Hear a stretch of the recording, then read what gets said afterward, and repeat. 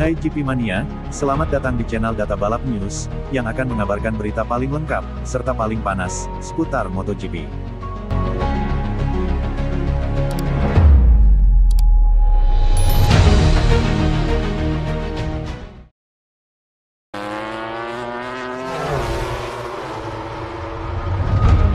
Pemimpin kejuaraan dunia menganalisis tempat keempatnya di sprint, karena klasifikasi yang buruk, mulai dari posisi 11, saya tidak bisa berbuat lebih banyak. Sabtu yang pahit untuk Jorge Martin di Motegi. Kejatuhannya dalam klasifikasi telah mengganggu semua rencana akhir pekannya, memaksanya untuk memulai dari posisi ke-11 Bagnaia, rival utama perebutan gelar, start di posisi kedua dan memenangkan sprint. Terlepas dari segalanya, meski ia telah kehilangan 6 poin berharga, ia berhasil menyelamatkan perabotannya, tetap berada di luar podium.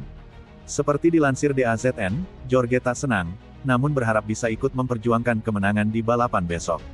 Hari yang penuh pasang surut, saya merasa jika saya melakukan kualitas yang lebih baik, saya akan berada dalam situasi yang berbeda. Mulai dari tanggal 11 saya telah melakukan yang paling banyak. Saya melihat Marquez sangat kuat. Saya pikir saya akan menang. Ada saat ketika saya mendekatinya, dan sejak saat itu saya melihat bahwa dia sedang mengincar kemenangan. Tapi dia kalah sedikit dengan Enea. Saya telah belajar banyak hal, saya pikir saya melaju dengan sangat cepat, dan saat ini di Ducati, hal itu menjadi referensi untuk hari esok. Saya masih mengambil risiko lebih besar dan turun ke posisi ground. Saya senang karena saya mendapat informasi bagus untuk besok. Saya rasa saya tahu apa yang harus saya tingkatkan agar lebih dekat dengan perjuangan meraih kemenangan. Dan saya rasa saya juga bisa mencapainya dari posisi ke-11. Ini memberi saya lebih percaya diri sekarang, setelah menyelesaikan balapan, dan saya menantikan hari esok. Saya melihat Acosta dan Marquez sangat kuat untuk besok. Awal dan ekspektasi untuk balapan besok, dalam sebuah balapan, Anda tidak pernah tahu. Selain itu, saya memiliki Mark yang sangat dekat di sana, dan biasanya hasilnya juga bagus. Hari ini, permulaan, menjadi sempurna bagi saya. Mari kita lihat apakah besok saya bisa mengulanginya dan meningkatkan poin-poin kecil yang saya lewatkan hari ini untuk setidaknya bisa bertarung. Saya melihat Mark dan Acosta sangat kuat untuk besok. Pedro mengincar kemenangan apapun yang terjadi.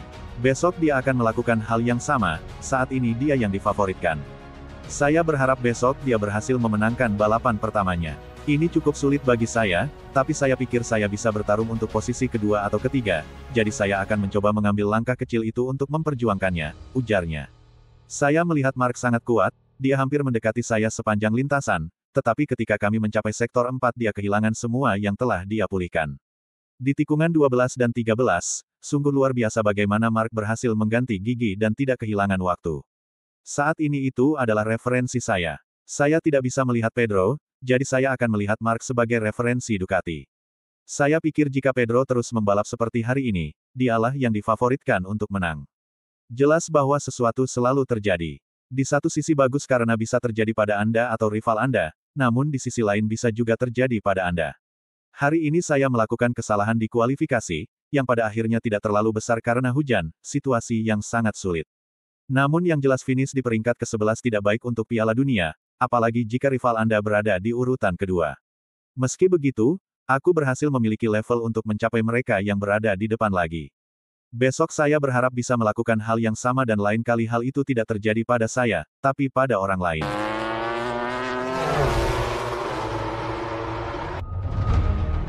Bagnaia, Bastianini membantu saya dengan menghentikan Marquez, tapi saya tetap akan menang.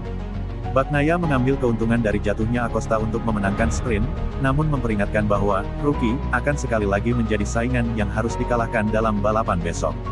Ketika segalanya tampak hampir hancur, Pedro Acosta membuat kesalahan dan terjatuh dengan 4 lap tersisa, tak lama setelah membuka keunggulan signifikan atas Bagnaia, yang ia perjuangkan untuk meraih kemenangan.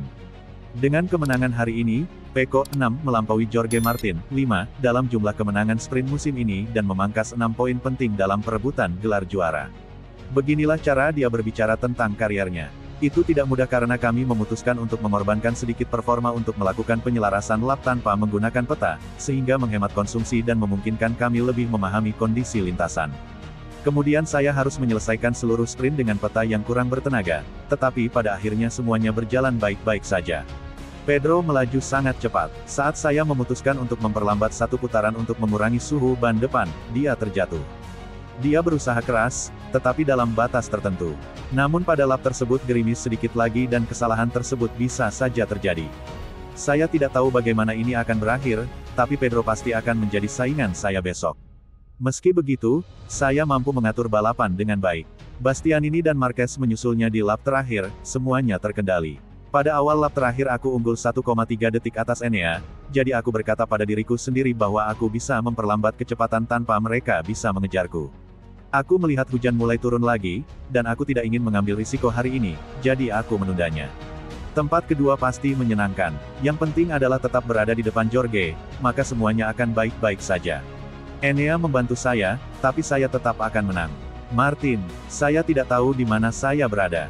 Hanya pada satu kesempatan saya melihat di layar bahwa dia memiliki perbedaan besar dengan kami. Ini belum waktunya untuk mendapatkan informasi itu, mereka hanya memberitahu saya jika mereka tersingkir dari perlombaan. Kami telah meningkat pada hari Sabtu di akhir pekan terakhir, dan saya telah memenangkan 3 sprint berturut-turut. Selalu penting untuk menang dan mencetak poin, tapi saya senang dengan pekerjaan yang kami lakukan. Ini bukan tipe karir ideal saya lebih suka menjadi manajer, namun saya langsung berusaha menjadi kompetitif. Jauh lebih baik dari Indonesia, di sini saya bisa lebih cepat. Saya lebih menyukai trek ini, namun kondisi besok bisa sangat berbeda.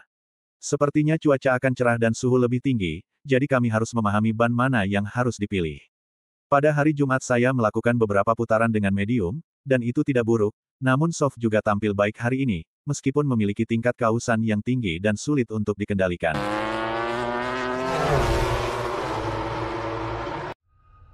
Gaidotti merasa sudah melakukan pekerjaannya di KTM.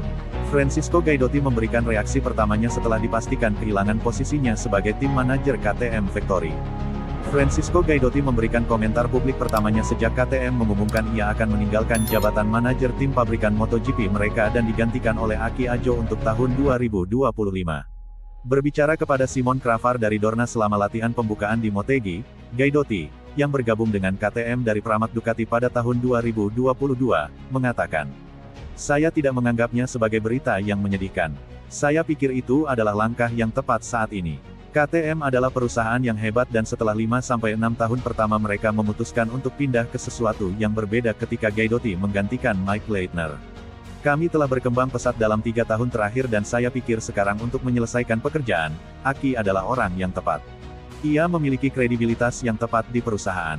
Ia sangat mengenal pembalap yang akan ia latih tahun depan. Saya tidak melihat ada drama dalam diri saya. Saya telah melakukan pekerjaan saya dengan baik. Saya senang dengan apa yang telah saya lakukan dan saya senang bahwa seseorang dapat menyelesaikan pekerjaan untuk perusahaan ini." Setelah 5 kemenangan MotoGP bersama Leitner dari tahun 2017 sampai tahun 2021, masa kejayaan Gaidotti dimulai dengan 2 kemenangan GP pada tahun 2022, kemudian 2 kemenangan sprint, dan posisi terbaik pabrikan baru yaitu keempat di kejuaraan dunia bersama Brad Binder pada tahun 2023.